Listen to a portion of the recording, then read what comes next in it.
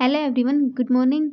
आज से हम आपको इस चैनल के ऊपर थ्योरिकल जो राजस्थान जीके की जो भी थ्योरिकल जो हिस्सा बनता है वो सब हम आपको एक ही वीडियो में प्रोवाइड करेंगे। जैसे रोज़ नई नई वीडियो अपलोड की जाएंगी। जैसे कि हमारा फर्स्ट टॉपिक बनता है प्राचीन सभ्यताएं।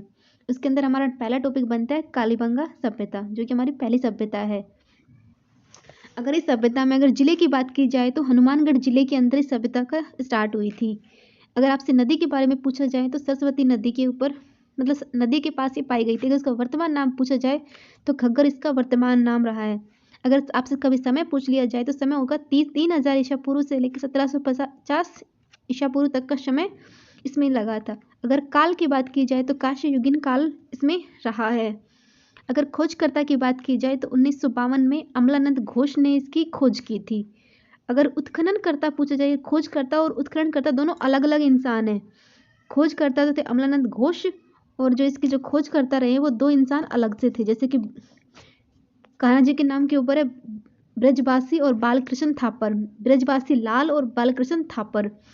अगर कालीबंगा सभ्यता का अगर शाब्दिक अर्थ आपसे कभी एग्जाम में पूछा जाए तो इसका अर्थ हो जाएगा काली चूड़िया। इसका शाब्दिक अर्थ रहा है। जैसे इसकी कुछ विशेषताएं जो कि इस प्रकार से दी गई हैं।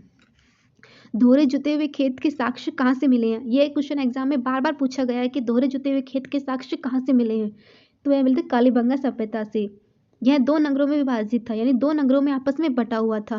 और सुरक्षा के लिए परकोटे का भी यूज किया गया था। इन्होंने अपनी सुरक्षा के पूरे इंतजाम किए हुए थे, ये यहाँ से पता चला था। अलंकृत ईंटें, अलंकृत फर्श के साक्ष्य भी हमें यहीं से मिले थे।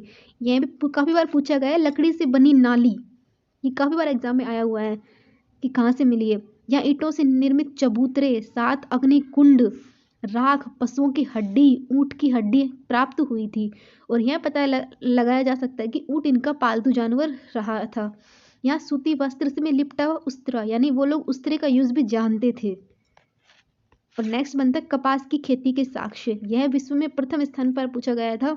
पहली बार पूछा जाए ना कि कपास सबसे पहले कहाँ की गई थी, तो वह हनुमानगढ़ जिले में की गई थी, जो कि कालीबंगा सभ्यता में।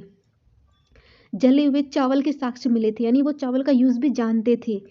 युगल समाधि, यानी 2 लोगों के साथ में समाधि के साक्ष्य भी हमें यहाँ से प्राप्त हुए थे।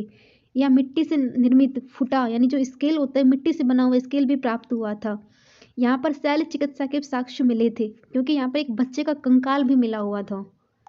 नेक्स्ट क्वेश्चन बनता है, हमारी सेकंड सभ्यता आती है आहड़ सभ्यता। पहले सभ्यता थी कालीबंगा सभ्यता, उसके बाद आती है आहड़ सभ्यता। जैसे जिले की बात की जाए तो आता है उदयपुर जिले में यह सभ्यता पाई गई थी। नदी का नाम किया जाए तो आयड। आयड एक बहुत छोटी सी नदी है जो कि बेडज नदी के तट के ऊपर बनी हुई है। समय की बात की जाए तो समय था 1900 ईसा पूर्व से लेकर 1200 ईसा पूर्व तक का समय इसमें रहा था। काल की बात की जाए तो ताम्र पाषाण काल समय इसके अंदर रहा था। खोजकर्ता की बात की जाए तो 1953 से लेके अक्षकीर्ति व्यास ने इसकी खोज की थी। पहले ही बताया गया है खोजकर्ता और उत्खननकर्ता दोनों अलग अलग इंसान थे। इसकी उत्खननकर्ता की बात की जाए तो रामचंद्र अग्रवाल, जिन्होंने 1956 ईस्वी में इसके बारे में पता लगाया था। सबसे अधिक उत्खनन किन्होंने करवाया था? हंसमुख धीरज लाल साकलिया ने इसका सबसे अधिक उत्खनन करवाया था। आहड़ का प्राचीन नाम अगर पूछ लिया जाए कभी एग्जाम के अंदर तो ताम्रवती आहड़ का प्राचीन नाम जाना जाता है। जैसे 10 या 11 शताब्दी में आघाटपुर यानी आघाट के दुर्ग भी यहाँ से प्राप्त हुए थे। अगर इसका स्थानीय नाम पूछा जाए तो इसको धुलकोर इसका स्थानीय नाम रहा है। जैसे इसकी कुछ विशेषता दी गई है। भवन निर्माण का पत्थर का उपयोग, यानी ये भवन बनाने के लिए पत्थर का उपयोग करते थे। उत्खनन के लिए अनाज पीसने की चक्की, यानी इनको जब वहाँ पे खुदाई चल रही थी तो वहाँ पे अनाज पीसने की चक्की के भी साक्ष्य मिले थे। छपाई, यानी वो लोग छापे का काम भी जानते थे। और 6 यहाँ पे तांबे के सिक्के भी प्राप्त हुए थे। ये पहली सभ्यता थी जहाँ पर तांबे के सिक्के प्राप्त हुए थे। इससे पहले तांबे के सिक्के कहीं पे प्राप्त नहीं हुए थे। यह एक भवन के साथ एक भवन के अंदर 6 मिट्टी के चूल्हे बने गए थे, यानी यह पहले भी था। ऐसा वहाँ पे घर मिला था जहाँ पर एक भवन के अंदर 6 मिट्टी के चूल्हे का उपयोग करते थे। यानी वो लोग टाइम की बचत को जानते थे कि एक चूल्हे पे कितना खाना कुछ बनाएंगे, यानी 6 चूल्हे, यानी एक साथ सबका खाना बन सके। और मिट्टी व तांबे के बर्तन के आभूषण भी हमें यहीं से मिले हैं। हमारी तीसरी सभ्यता आती है बालाथल सभ्यता, जो कि हमारे तीसरे नंबर की सभ्यता आती है। यह सभ्यता भी उदयपुर में यानी बलभागर तहसील के पास पाई गई है। नदी का नाम किया जाए तो बनास नदी के पास यह पाई गई थी। समय पूछा जाए तो 1900 ईसा पूर्व से लेकर 1200 ईसा पूर्व तक का समय काल इसमें रहा है। अगर आहड़ पूछ जाए तो इसमें ताम्र युगीन काल ही, मतलब अगर वही समय था इसके अंदर, ताम्र पाषाण काल युग चल रहा था। इसमें उत्खननकर्ता और खोजकर्ता एक ही इंसान थे, वीरेंद्र नाथ मिश्र, जिन्होंने 1993 के अंदर खोज स्टार्ट की थी। ये इसकी कुछ विशेषताएं दी गई हैं। भवन निर्माण के लिए पत्थर व ईंटों, अब तक हमें ईंट और पत्थर के अलग अलग यूज करने को मिले थे, लेकिन ये ऐसी सभ्यता थी जिसमें दोनों का साथ में यूज किया हुआ मिला गया था। यानी ये लोग मिश्रित अर्थव्यवस्था को जानते थे, मतलब मिलजुल के काम करने को सब मानते थे। और ये कृषि के साथ साथ, अब तक सब कृषि करते थे, और लेकिन ये पशुपालन का प्रचलन भी अच्छे से करते थे, यानी पशुओं के बारे में अच्छा सा जानते थे। इसके बाद आती है हमारी 4th नंबर की सभ्यता थी गिलकुंड यानी गिलुंद सभ्यता। जिले की बात की जाए तो जिले आता है राजसमंद जिले के अंदर यह पाई गई थी। आयड़ सभ्यता ताम्रयुगीन पाषाण यानी ताम्र पाषाण काल के अंदर ही इस सभ्यता के बारे में पता चला था।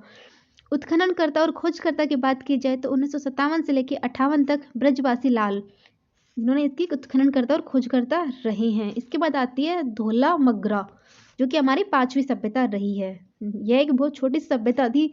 यह उदयपुर जिले में पाई गई थी और आहड़ सभ्यता का नवीनतम स्थल था। जो कि आहड़ सभ्यता थी ना, उसका ये नवीनतम स्थल के रूप में रहा है।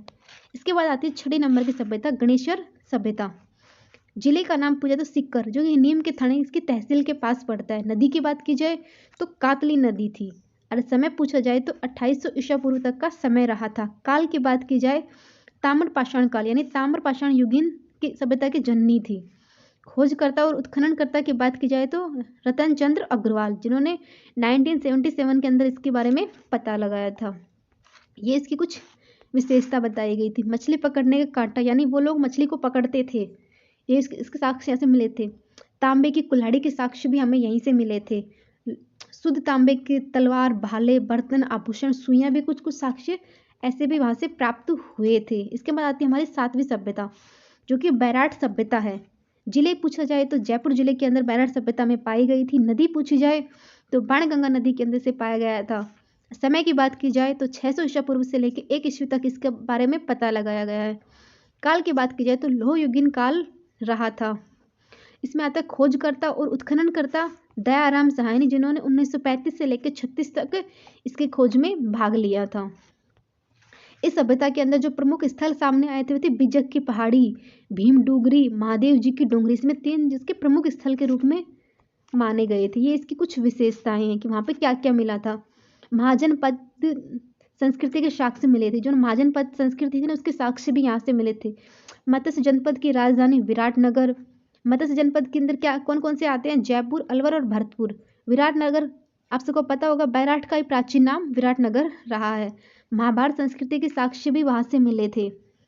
जो पांडवों ने अपना अपना जो उनको 13 वर्ष का वनवास दिया गया था, तो उनको 1 वर्ष का अज्ञातवास भी दिया गया था, जो उन्होंने राजा विराट के पास व्यतीत किया था अनजान बनकर। इसके बाद आता है बौद्ध धर्म के साक्ष्य भी हमें यहाँ से मिले थे। बैराट के अंदर एक गोलाकार मठ भी प्राप्त हुआ था, यानी बौद्धों का जो मठ होता है ना, वो यहाँ से प्राप्त हुआ था। यहाँ पर मौर्य संस्कृति के साक्ष्य भी प्राप्त हुए थे। मौर्य सम्राट अशोक ने भाभू शिलालेख को जो बैराट में ही मिला था। भाभू शिलालेख की खोज 1837 में कैप्टन बर्ट ने की थी। अगर इस शिलालेख में अगर भाषा की बात की जाए तो प्राकृत भाषा का इसमें यूज किया गया था। और लिपि पूछी जाए तो ब्राह्मणी लिपि का बारे में बताया गया था। और वर्तमान में भाभू शिलालेख कोलकाता के संग्रहालय में रखा गया। आप सब अगर कोलकाता जाओ तो ज़रूर देख कर आना। इसके बाद हिंद यूनानी संस्कृति के साक्ष्य मिले थे, जैसे कि चांदी के 36 सिक्के, 28 हिंद सिक्के मिले थे। कुछ मंडेर राजाओं के भी सिक्के मिले थे, 8 वैसे सिक्के मिले थे, मतलब पंचमार्क के सिक्के मिले थे। कुछ कुछ ऐसे मिले थे जिसे हिंद यूनानी संस्कृति के साक्ष्य हम बोल सकते हैं। इसके बाद आती है कुछ अन्य संस्कृत सभ्यताएं, जो कि मतलब छोटी संस्कृति थी। जैसे बनते हैं सुनारी सभ्यता, जो कि झुंझुनू में मिली थी। यहाँ पर हमें तांबे गलाने की भट्टियां मुख्य रूप से पाई गई थी। फिर आती है टोंक, जो कि रेड सभ्यता थी। टोंक जिले के अंदर ये पाई गई थी। यहाँ पर लोहे के भंडारे प्राप्त हुए थे। इसी कारण इसे भारत का टाटा नगर भी कहा जाता है। अगर एग्जाम में पूछा जाए कि भारत का टाटा नगर किसे कहते हैं, तो वह रेड टोंक को कहते हैं। इसके बाद आता है नलियासर, यानी जो कि जयपुर जिले के अंदर, जो नलियासर है वह जयपुर जिले के अंदर पड़ता है। यह भी लोह युगीन सभ्यता रही है। इसके बाद है रंग महल और पीला बंगा, जो रंग महल और पीलाबंगा सभ्यता थी यह भी हनुमानगढ़ जिले के अंदर पाई गई थी। ये कुछ छोटे छोटे है जिनके बारे में मतलब एग्जाम में कभी कभार पूछ सकता है। सभ्यता तो ये भी रही है। इसके बाद आता है नगरी एवं नगर। अब देखो, अब सबको देख के पता चल चुका होगा नगरी और नगर में